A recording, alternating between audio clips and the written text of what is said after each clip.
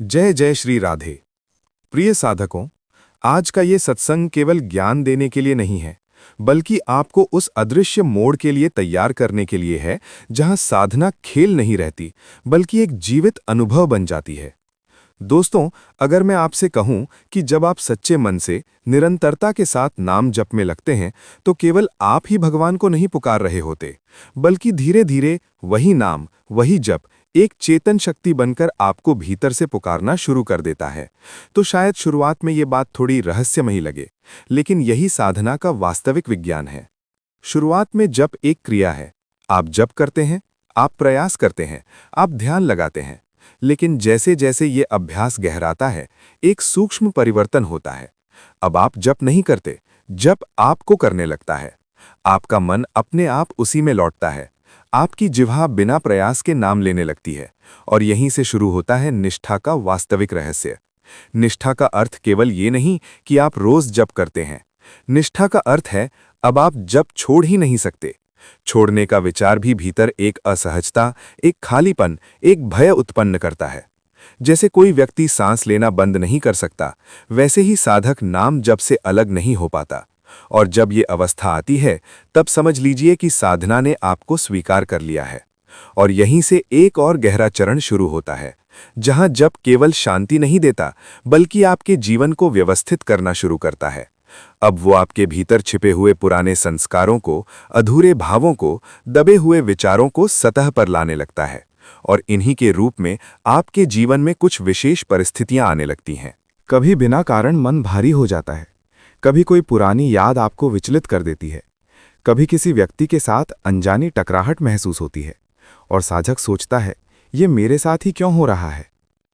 लेकिन यहीं पर समझ की आवश्यकता है, क्योंकि ये परिस्थितियां दंड नहीं है, ये टूटन नहीं है, ये निर्माण की प्रक्रिया है। जैसे एक मूर्तिकार पत्थर को तराशता है तो पहले चोट लगती है, आकार बिगड़ता है, धूल उड़ती है, लेकिन अंत में वही पत्थर एक सुंदर मूर्ति बनता है।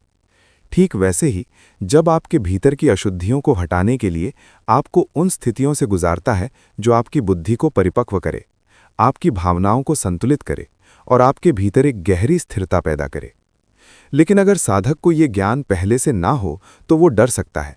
वो सोच सकता है कि शायद मैं गलत रास्ते पर आ गया हूं, या जप करने से मेरी समस्याएं बढ़ रही हैं। जबकि सच्चाई इसके बिल्कुल विपरीत है। समस्याएं बढ़ नहीं रहीं, वे समाप्त होने के लिए ऊपर आ रही हैं। इसलिए आज का ये ज्ञान अत्यंत आवश्यक है, क्योंकि ये आपको पहले से जागरूक करेगा। जब आपके जीवन में ऐसी कोई भी परिस्थिति आए तो आप घबराएं नहीं, आप पीछे न हटें, बल्कि भीतर से मुस्कुराकर समझ जाएं, ये वही प्रक्रिया है जिसके द्वारा मेरा जप मुझे शुद्ध कर रहा है। ये कृपा है, सजा नहीं।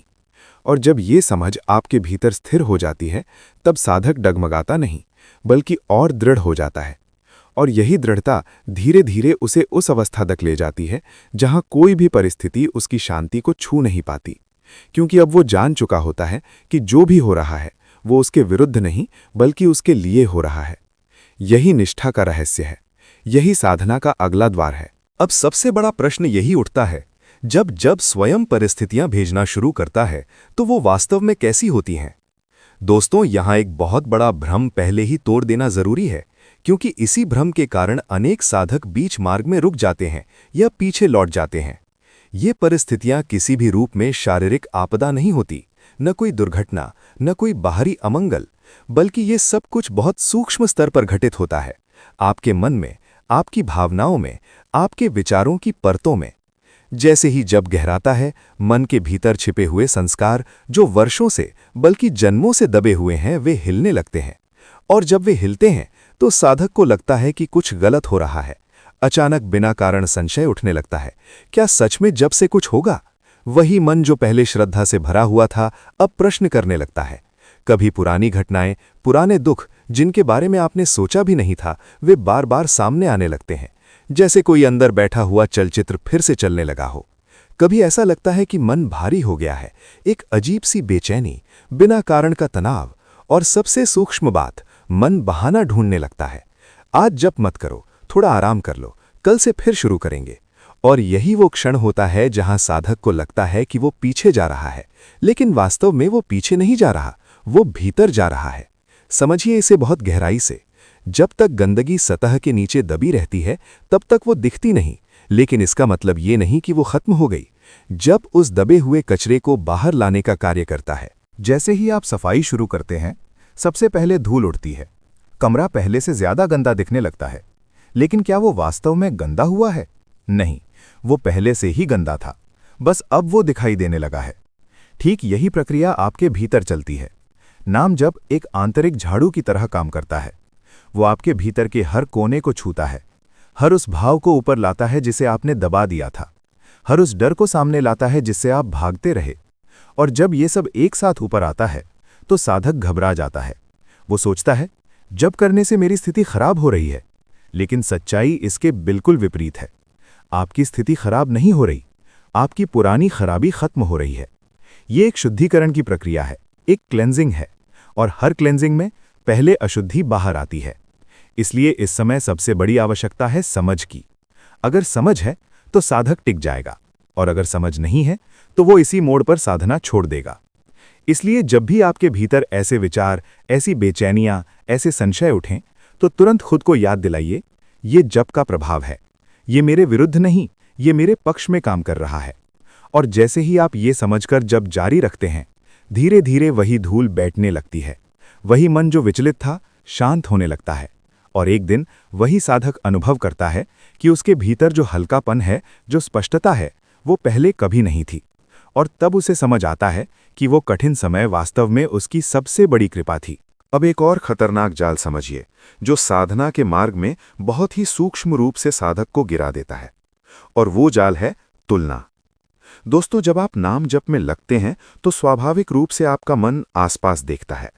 वो भी जप कर रहा है, लेकिन उसके चेहरे पर तो शांति है, वो तो आनंद में है। और फिर मन अपनी स्थिति से तुलना करता है। मैं भी जप कर रहा हूं, लेकिन मेरे भीतर तो संघर्ष है, बेचैनी है, संशय है। और यहीं से धीरे धीरे एक जहर जन्म लेता है, संदेह का जहर। साधक सोचने लगता है, क्या मुझसे कुछ गलत हो रहा है? क्या मेरी साधना सही नहीं है? क्या यह मार्ग मेरे लिए नहीं है? और यहीं वो सबसे बड़ी भूल कर देता है, क्योंकि वो अपनी यात्रा को किसी और की यात्रा से मापने लगता है। याद रखिए, हर आत्मा की यात्रा बिल्कुल अद्वितीय है। जैसे इस संसार में दो व्यक्तियों के चेहरे एक जैसे नहीं होते, वैसे ही दो साधकों के संस्कार, उनके कर्म, उनके भीतर की स्थिति कभी एक जैसी नहीं होती। कोई साधक ऐसा होता है जिसके भीतर पहले से ही बहुत शांति है, उसके पुराने कर्म हल्के हैं। जैसे ही वो नाम जप शुरू करता है, उसे तुरंत आनंद मिलने लगता है, क्योंकि उसके भीतर साफ करने के लिए बहुत कम है। और दूसरी ओर कोई साधक ऐसा होता है जिसके भीतर वर्षों का नहीं, जन्मों का संचित भार होता है, दबे हुए भाव, अधूरे अनुभव, अनगिनत इच्छाएं। और जब वो जप करता है तो सबसे पहले वही सब हिलने लगता है, इसलिए उसे अधिक संघर्ष महसूस होता है। अब इसे एक सरल उदाहरण से समझिए। दो कमरे हैं, एक कमरा पहले से ही साफ है और दूसरा बहुत गंदा है। अगर आप दोनों में झाड़ू लगाएंगे तो किस कमरे में ज्यादा धूल उड़ेगी? निश्चित रूप से गंदे कमरे में। वहां धूल का गुबार उठेगा, आंखों में चुभेगा। कुछ समय के लिए तो वो कमरा पहले से भी ज्यादा गंदा दिखाई देगा। लेकिन क्या इसका मतलब यह है कि झाड़ू गलत है? बिल्कुल नहीं। इसका अर्थ सिर्फ इतना है कि वहां सफाई गहरी हो रही है। ठीक यही बात आपकी साधना पर लागू होती है। अगर आपके भीतर ज्यादा हलचल हो रही है, ज्यादा विचार उठ रहे हैं, ज्यादा भावनाएं सामने आ रही हैं, तो ये संकेत है कि आपका जप सतही नहीं बल्कि गहराई में काम कर रहा है। वो केवल ऊपर ऊपर शांति नहीं दे रहा, बल्कि जड़ तक पहुंचकर सफाई कर रहा है। इसलिए कभी भी दूसरे के अनुभव को देखकर अपने मार्ग पर संदेह मत कीजिए, क्योंकि जो बाहर दिख रहा है वो पूरी सच्चाई नहीं है। कोई व्यक्ति बाहर से मुस्कुरा रहा हो, लेकिन भीतर से क्या चल रहा है ये केवल वही जानता है और परमात्मा जानता है। इसलिए साधक के लिए सबसे बड़ी साधना यही है, अपने भीतर रहना, अपने अनुभव को समझना और बिना तुलना के, बिना जल्दी के अपने मार्ग पर चलते रहना। क्योंकि जैसे ही आप तुलना करते हैं, आप वर्तमान से हटकर दूसरों की यात्रा में उलझ जाते हैं और वहीं आपकी ऊर्जा बिखर जाती है। इसलिए स्वयं से एक वचन लीजिए, मैं किसी से अपनी तुलना नहीं करूंगा। मैं अपने जप पर भरोसा रखूंगा, और चाहे भीतर कितना भी हिलना डुलना हो, मैं जानता हूं कि ये प्रक्रिया मुझे तोड़ नहीं रही बल्कि मुझे गढ़ रही है। यही समझ आपको स्थिर रखेगी, और यही स्थिरता आपको अंततः उस शांति तक ले जाएगी जिसकी आप तलाश कर रहे हैं। अब तीसरी और बहुत सूक्ष्म परीक्षा आती है, जो बाहर से छोटी लगती है लेकिन भीतर से साधक को गिरा सकती है, और वो है बाहरी लोगों का प्रभाव। दोस्तों, जैसे ही आप साधना में थोड़ा आगे बढ़ते हैं, जैसे ही आपके भीतर परिवर्तन शुरू होता है, तो ये परिवर्तन केवल आपको ही नहीं दिखता, बल्कि आपके आसपास के लोगों को भी महसूस होने लगता है, और यहीं से एक नई परिस्थिति जन्म लेती है। कुछ लोग आपके जीवन में ऐसे आएंगे या जो पहले से हैं वही बदल जाएंगे, और वे कहेंगे, ये सब छोड़ो, इससे कुछ नहीं होता, इतना समय क्यों बर्बाद कर रहे हो, तुम बदल गए हो, पहले जैसे नहीं रहे। और धीरे धीरे ये शब्द केवल शब्द नहीं रहते, ये आपके मन में प्रवेश करने की कोशिश करते हैं, क्योंकि मन स्वभाव से ही प्रभावित होने वाला है, खासकर तब जब वो अभी पूरी तरह स्थिर नहीं हुआ होता। और सबसे कठिन बात यह है कि ये बातें कोई अनजान व्यक्ति नहीं, बल्कि आपके अपने परिवार, मित्र, करीबी भी कह सकते हैं। और जब अपने ही ऐसा कहते हैं तो साधक के भीतर द्वंद्व शुरू हो जाता है। क्या सच में मैं गलत कर रहा हूं? क्या ये रास्ता सही है? लेकिन यहीं पर एक गहरी समझ की आवश्यकता है। आप खुद से एक सीधा प्रश्न पूछिए, क्या जिसने ये कहा है उसने कभी उस मार्ग पर चलकर देखा है? क्या उसने कभी नियमित जप किया है? क्या उसने कभी अपने मन के भीतर उतरकर अनुभव किया है? अगर नहीं, तो वो केवल अपनी सीमित समझ से बोल रहा है। उसका अनुभव नहीं, उसकी धारणा बोल रही है, और धारणा अक्सर अधूरी होती है। इसलिए याद रखिए, जो व्यक्ति स्वयं उस मार्ग पर चला ही नहीं, वो उस मार्ग की सच्चाई कैसे जान सकता है? जैसे कोई व्यक्ति जिसने कभी समुद्र नहीं देखा, वो आपको समुद्र की गहराई नहीं समझा सकता, वो केवल कल्पना कर सकता है। उसी तरह जो साधना नहीं करता, वो साधना की शक्ति को नहीं समझ सकता। इसलिए उसकी बात सुनना ऐसा है जैसे अंधे से रास्ता पूछना। अब इसका अर्थ ये नहीं कि आप उन लोगों से लड़ें या उन्हें गलत साबित करें। नहीं, साधना का मार्ग बहस का नहीं, स्थिरता का है। आपको बस भीतर से स्पष्ट होना है कि मुझे क्या करना है, और फिर शांत रहकर अपने मार्ग पर चलते रहना है। क्योंकि अगर आपने दूसरों की बातों को महत्व देना शुरू कर दिया, तो धीरे धीरे आपका विश्वास कमजोर होने लगेगा। और साधना में सबसे बड़ी शक्ति है विश्वास। जब विश्वास डगमगाता है, तो जप की गहराई भी कम हो जाती है। इसलिए अपने भीतर ये निश्चय कर लीजिए कि मैं अपने अनुभव और शास्त्रों की बातों को ही अपना मार्गदर्शक बनाऊंगा, क्योंकि शास्त्र वे आंखें हैं जिन्होंने इस मार्ग को देखा है, और अनुभव वो प्रकाश है जो आपको खुद दिखा रहा है। बाहरी लोगों की आवाज हमेशा बदलती रहेगी, लेकिन आपका भीतर का अनुभव धीरे धीरे स्थिर होता जाएगा, और एक समय ऐसा आएगा जब आप बाहरी शोर के बीच भी भीतर की शांति को सुन पाएंगे। इसलिए निंदकों से लड़ना नहीं है, उनसे बचना है। उनकी बातों को अपने भीतर प्रवेश नहीं करने देना है, और सबसे महत्वपूर्ण, अपने विश्वास को किसी भी कीमत पर कमजोर नहीं होने देना है, क्योंकि यही विश्वास एक दिन आपको उस अवस्था तक ले जाएगा जहां फिर कोई भी बाहरी आवाज आपकी साधना को छू भी नहीं पाएगी। अब एक बहुत गहरा और सूक्ष्म रहस्य समझिए, जो साधना के उच्च स्तर पर अपने आप प्रकट होता है, और वो है अनुभवों को छिपाने की प्रवृत्ति। दोस्तों, जब साधना की शुरुआत होती है और साधक को कोई छोटा सा अनुभव होता है, थोड़ी शांति, हल्का कंपन, आनंद की एक झलक, तो वो स्वाभाविक रूप से उत्साहित हो जाता है। उसे लगता है कि उसने कुछ विशेष पा लिया है, और वो तुरंत उसे दूसरों के साथ बांटना चाहता है। मुझे ऐसा अनुभव हुआ, मुझे वैसा महसूस हुआ। ये अवस्था प्रारंभिक है, इसमें कोई दोष नहीं है। लेकिन जैसे जैसे साधना गहराती है, जैसे जैसे अनुभव सतही से सूक्ष्म और फिर गहन होते जाते हैं, साधक के भीतर एक मौन जन्म लेने लगता है। अब वो पहले जैसा उत्साह नहीं दिखाता, अब वो बोलने के बजाय महसूस करने लगता है, और यहीं से एक आंतरिक समझ विकसित होती है। ये जो हो रहा है, ये बहुत पवित्र है, इसे बाहर प्रकट नहीं करना है। ये समझ किसी किताब से नहीं आती, ये भीतर से उठती है, जैसे आत्मा स्वयं संकेत दे रही हो कि इस अनुभव को सुरक्षित रखो, क्योंकि ये सामान्य नहीं है। अब इसे एक उदाहरण से समझिए। एक बीज जब मिट्टी के अंदर होता है, अंधेरे में छिपा हुआ, तभी वो अंकुरित होता है। उसकी जड़ें फैलती हैं, वो धीरे धीरे वृक्ष बनने की ओर बढ़ता है। लेकिन अगर आप उस बीज को बार बार मिट्टी से निकालकर लोगों को दिखाने लगें, देखो ये बीज है, ये उग रहा है, तो क्या होगा? वो सूख जाएगा, उसकी वृद्धि रुक जाएगी, क्योंकि उसकी शक्ति बाहर के संपर्क में आकर क्षीण हो जाती है। ठीक यही सिद्धांत साधना के अनुभवों पर लागू होता है। जब आप अपने अनुभवों को बार बार दूसरों के सामने रखते हैं, उन्हें शब्दों में बांधते हैं, तो उनकी सूक्ष्म ऊर्जा बिखरने लगती है, वे स्थिर नहीं रह पाते और धीरे धीरे उनका प्रभाव कम होने लगता है। इसलिए जैसे जैसे साधक परिपक्व होता है, वो स्वाभाविक रूप से चुप हो जाता है। उसे दिखाने की आवश्यकता नहीं रहती, क्योंकि उसे पता होता है कि जो भीतर घट रहा है वो शब्दों से परे है। उसे केवल जिया जा सकता है, बताया नहीं जा सकता। और यहाँ एक और सूक्ष्म खतरा भी है, दिखावा। अगर साधक अपने अनुभवों को बताकर दूसरों से मान्यता चाहता है, प्रशंसा चाहता है, तो ये अहंकार का एक नया रूप बन जाता है, और अहंकार जहां आता है वहां साधना रुक जाती है। इसलिए सच्चे साधक की पहचान यही है कि वो जितना गहरा होता है उतना ही मौन हो जाता है। वो बाहर से सामान्य दिखता है, लेकिन भीतर से अत्यंत समृद्ध होता है। वो अपने अनुभवों को अपने भीतर ही सहेज कर रखता है, जैसे कोई अमूल्य रत्न जिसे वो यूं ही किसी को नहीं दिखाता। इसलिए अगर आप सच में साधना के मार्ग पर आगे बढ़ना चाहते हैं तो ये गुण विकसित कीजिए। अपने अनुभवों को छिपाना, उन्हें सुरक्षित रखना और बिना दिखावे के, बिना किसी को बताए अपने जप में लगे रहना।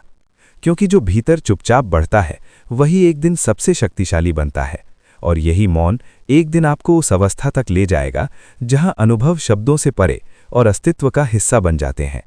यही परिपक्व साधना है, यही सच्चे साधक की पहचान है। अब इस पूरे सत्संग का सबसे महत्वपूर्ण, सबसे स्थिर करने वाला सत्य समझिए और इसे अपने हृदय में बिठा लीजिए कि नाम जप कभी भी, किसी भी स्थिति में आपका अमंगल नहीं कर सकता। ये केवल एक विश्वास नहीं है, ये एक आध्यात्मिक नियम है, एक दिव्य सत्य है, जिसे जितना जल्दी आप स्वीकार कर लेंगे उतना ही आपकी साधना सरल और स्थिर हो जाएगी। देखिए, जब साधक जप में आगे बढ़ता है तो कई बार ऐसी परिस्थितियां आती हैं जहां उसे लगता है कि सब कुछ उल्टा हो रहा है। मन में अशांति है, बाहर के हालात भी कभी कभी साथ नहीं दे रहे, और तब भीतर एक हल्का सा डर उठता है, क्या मैं सही कर रहा हूं? लेकिन यहीं पर समझ की आवश्यकता है, क्योंकि जो आप देख रहे हैं वो वास्तविकता का केवल एक छोटा हिस्सा है। वास्तव में उस समय आपके भीतर एक गहरी प्रक्रिया चल रही होती है, जैसे कोई डॉक्टर आपके शरीर के भीतर छिपी बीमारी को निकालने के लिए ऑपरेशन कर रहा हो। ऑपरेशन के समय दर्द होता है, असुविधा होती है, लेकिन क्या वो दर्द आपके खिलाफ है? नहीं, वही दर्द आपको ठीक करने का माध्यम है। ठीक वैसे ही नाम जप आपके भीतर वर्षों, जन्मों से जमा हुए संस्कारों, वासनाओं और कर्मों पर कार्य करता है, और जब वो उन्हें तोड़ता है, काटता है, तो उसका प्रभाव आपको संघर्ष के रूप में महसूस होता है। लेकिन सच्चाई ये है कि वो संघर्ष नहीं, शुद्धिकरण है। वो पीड़ा नहीं, मुक्ति की प्रक्रिया है। और ध्यान रखिए, नाम कोई जड़ वस्तु नहीं है, वो चेतन है। वो स्वयं ईश्वर का स्वरूप है, और ईश्वर कभी भी अपने भक्त का अहित नहीं कर सकता। इसलिए जब भी जीवन में कोई कठिन समय आए, जब भी भीतर बेचैनी हो, जब भी लगे कि सब कुछ बिखर रहा है, तो उस समय रुककर खुद से एक ही बात कहिए, ये भी मेरे जप का ही कार्य है। ये मुझे तोड़ नहीं रहा, ये मुझे बना रहा है। और जैसे ही ये समझ आती है, आपका डर समाप्त होने लगता है और उसकी जगह एक गहरा विश्वास जन्म लेता है। तब साधक परिस्थितियों से भागता नहीं, बल्कि उन्हें स्वीकार करता है, और यही स्वीकार्यता उसे आगे ले जाती है। इसलिए इस मार्ग पर एक ही नियम है, एक ही साधन है कि चाहे कुछ भी हो जाए, जप मत छोड़ो। मन साथ दे या ना दे, परिस्थितियां अनुकूल हों या प्रतिकूल, बस अपनी जिह्वा को चलते रहने दो, क्योंकि अंत में वही नाम आपको उस स्थान पर ले जाएगा जहां कोई दुख नहीं है, कोई भय नहीं है, केवल शांति है, केवल आनंद है, और वही आपकी वास्तविक मंजिल है। साधकों, आज का ये सत्संग केवल सुनने के लिए नहीं था, ये आपके भीतर एक जागृति लाने के लिए था, एक ऐसी समझ देने के लिए था जो आने वाले समय में आपको संभालेगी, आपको गिरने से बचाएगी। क्योंकि आज आपने ये गहराई से जाना है कि जब केवल आपको शांति देने का साधन नहीं है, बल्कि ये आपको परखने का माध्यम भी है। जब तक साधक केवल आराम चाहता है, तब तक वो जप के बाहरी स्तर पर ही रहता है। लेकिन जैसे ही वो भीतर उतरना शुरू करता है, जब उसकी परीक्षा लेना शुरू करता है, ये देखने के लिए कि क्या ये साधक केवल सुख के लिए आया है या सच में सत्य के लिए आया है। इसलिए जब परिस्थितियां आएंगी तो उन्हें समस्या मत समझिए, उन्हें संकेत समझिए कि आप आगे बढ़ रहे हैं, कि आपकी साधना अब गहराई में जा रही है। ये वही क्षण होते हैं जहां बहुत लोग हार मान लेते हैं, लेकिन जो टिक जाता है वही साधक बनता है। वही आगे जाकर अनुभव करता है कि वास्तव में जप क्या है।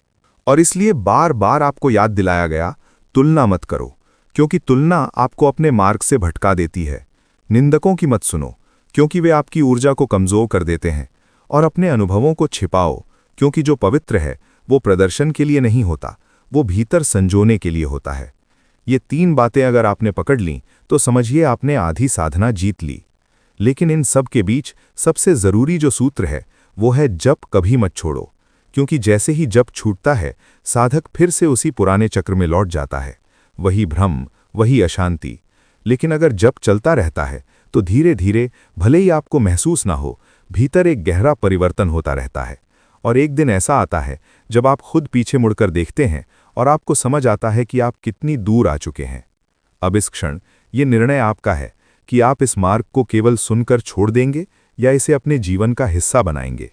अगर आपके भीतर थोड़ी भी सच्चाई है, थोड़ी भी प्यास है, तो आज ही एक संकल्प लीजिए, मैं चाहे जैसी परिस्थिति आए, नाम जप नहीं छोड़ूंगा। ये संकल्प छोटा नहीं है, यही संकल्प आपको वहां तक ले जाएगा जहां आप हमेशा से पहुंचना चाहते थे, शांति, स्थिरता और परम आनंद की ओर। और जब आप इस संकल्प को शब्दों में व्यक्त करते हैं, जब आप जय जय श्री राधे लिखते हैं या कहते हैं कि मैं निष्ठा से जप करूंगा, तो वो केवल एक कमेंट नहीं होता, वो आपकी आत्मा की घोषणा होती है, एक आंतरिक प्रतिबद्धता होती है। और अंत में दिल से यही प्रार्थना है कि ईश्वर आपके भीतर इस मार्ग के प्रति अडिग विश्वास उत्पन्न करे, आपका मन स्थिर हो, आपकी बुद्धि स्पष्ट हो, और जब जीवन में वे कठिन क्षण आएं जिनसे आज आपको सावधान किया गया, तो आप डरे नहीं, आप टूटे नहीं, बल्कि भीतर से मुस्कुराएं और पूरी श्रद्धा से कहें, यह भी मेरे जप की कृपा है। क्योंकि जिस दिन आप ये कह पाएंगे, उस दिन समझिए आपने साधना का रहस्य पकड़ लिया है। बोलो जय जय श्री सीताराम, नमो नमः।